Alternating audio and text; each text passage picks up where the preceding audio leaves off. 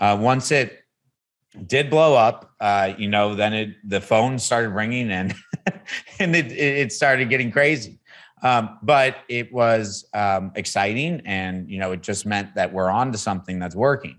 And then from there, it was, well, let's do a couple more of these cop videos, right? Because that was what had been on there. But then as we're like, we can't only do cop videos, then we're gonna be a one-trick pony. And we didn't want to do that. And I think it's important to diversify your brand. Even if your job is specifically just, let's say, criminal law, then you can do cop scenes, but there's a lot of other things, right, involved with a criminal lawyer that don't involve the cops, that could involve bail or jail or what to do with your lawyer, all sorts of stuff. So you want to continually expand. And so that was like kind of our game plan from the start, was like, let's continue to put out what people are currently liking, but also test other things to find the next thing that we can bring in. And that's been really our program, since for the last 2 years, is just kind of holding on to what's working and trying out new things. So what was the follower increase the first time something hit, because I'm interested in this one too, right? Hey, look, I had about 5,000, 10,000 or 500. And then all of a sudden it was at 50,000 or it was at 200,000. So what was that first number where you were like, okay, now I have to step it up now. Now it's working. I mean, there was, before like my massive hit, there was one that got like 1 million views in a day. And it was like, I was like, all right, people are, we're getting people's attention now. And then the one that I came out with that really became a massive hit, it became a trend, which is, that's not easy for anyone to get. But when it does, it can go pretty crazy. And it went worldwide with people, making their parodies of it. I went from, I basically got 1 million followers during the daytime, woke up the next day, had like another 1 million followers. Wow. Okay. So this is really good context. I'm trying to put context to the story, right? The story is a really good story, but 1 million, I was like, 2 million in 24 hours or to 48 hours. Yeah. I mean, it might've been slightly less than 2 million. It was like, it might've been like 1.7 million. Yeah. Spare 300,000 here and there, whatever. And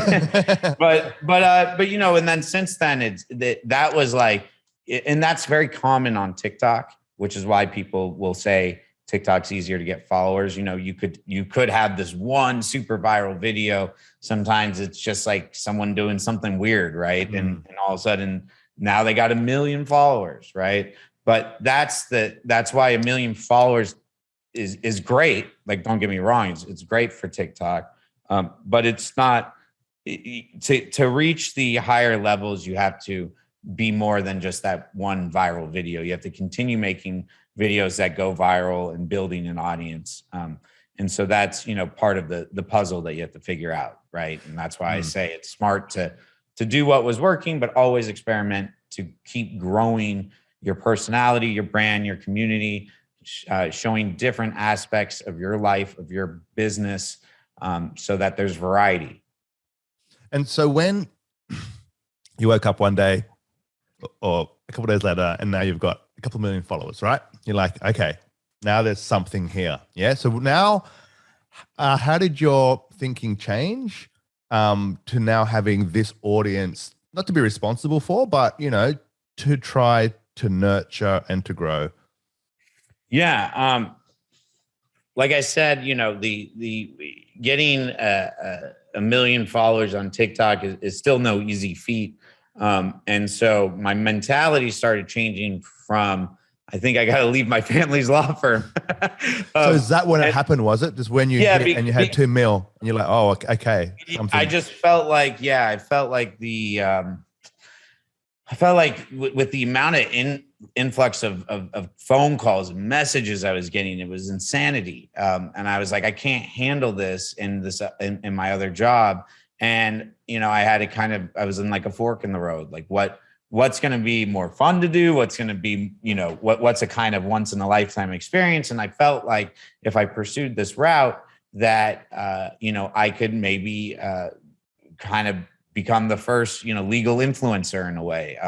And I like to compare myself to like Bill Nye. I don't know if you have Bill Nye over there in Oz, but but he would talk about science. We grew up on him on TV, and he basically would make science very fun and interesting as kids.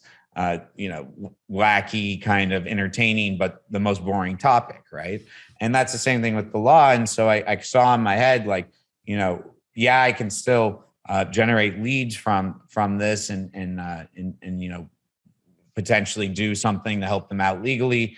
But also, there's a new thing here that hasn't been done, that if I pass it up, if I say no to it, someone else is going to do it or won't come by again. So that's why I kind of jumped into this full throttle. And now, my life is really focusing on the content creation, understanding the algorithms, doing this. Whereas in the initial stages, it was a side gig.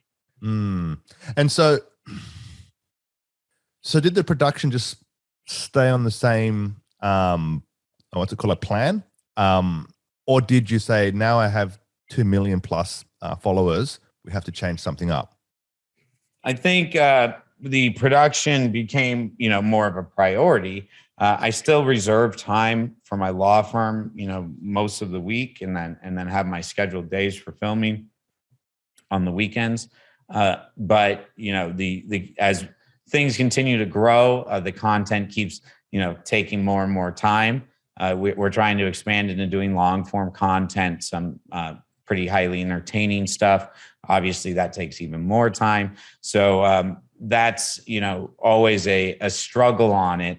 But I've kind of made that decision to focus on content creation more so than anything, because I do think we're in a unique position to pave the way for lawyers and other professionals on social media.